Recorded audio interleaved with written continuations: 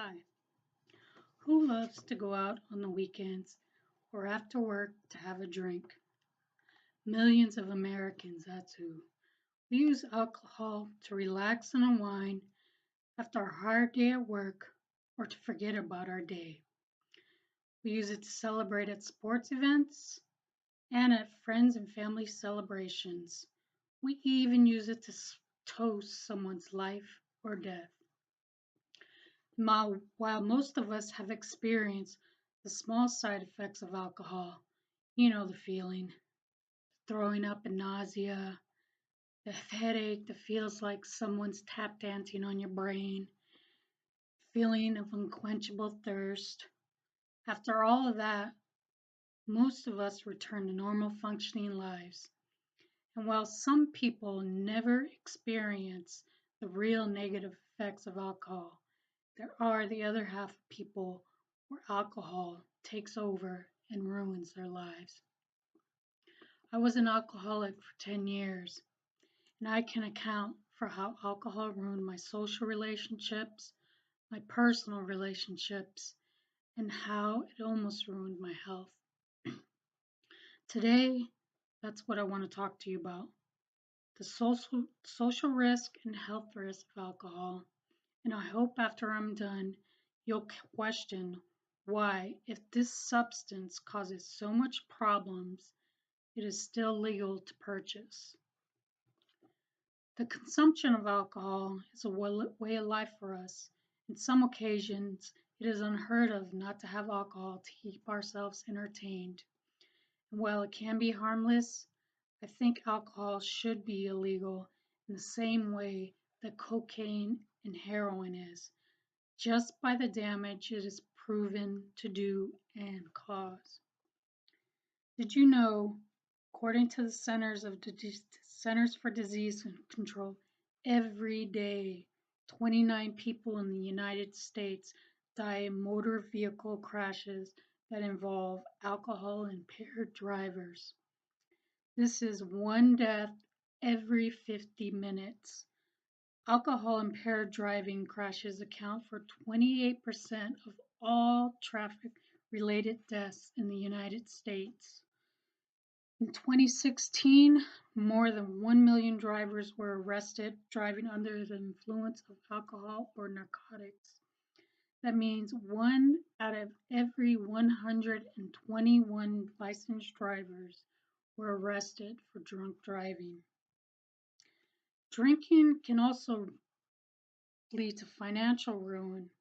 A person who becomes addicted to alcohol will do just about anything to obtain the next drink. It is not unusual for alcohol to spend his or her entire paycheck to binge drinking, and with the price of alcohol in one night, it is not hard to blow a paycheck on drinks with friends. Spending excessive money on alcohol means that bills don't get paid, children go without food and clothing and other essentials, which is very sad. Also, failing to meet other financial responsibilities because of drinking impacts one's credit standing. It may take years after someone stops drinking to regain a good credit rating. Alcohol, according to listland.com, causes you to lose your sensibilities. Now, what this means is that decisions you would normally be opposed to, you find yourself agreeing with. This accounts for numerous alcohol-related physical accidents that also result in death. But I think families suffer the most from this substance. Children grow absent of mother and fathers or learn they just can't depend on their parents for the most basic necessities to survive. And that's just some of the mental and financial problems alcohol can cause. Now let's talk about health problems associated with alcohol. According to the National Institute on Alcohol Abuse and Health Problems created by the overconsumption of alcohol, account for 62,000 deaths in men, 26,000 deaths in women. Alcoholics' lives can be shortened by 30 years Alcohol also leads to chronic health conditions associated with poor nutrition. Obesity is the cause of several chronic conditions that result in a poor quality of life and death. Because with over alcohol consumption comes mindless eating, even when the drinker is not hungry. On the other hand, overconsumption of alcohol leads to undernutrition for some drinkers. I can personally attest to this. The individual who binges on alcohol might forget to eat or have more of an appetite for alcohol than food. As a result, the drinker can lose nutrients and minerals, leading to poor nutritional status.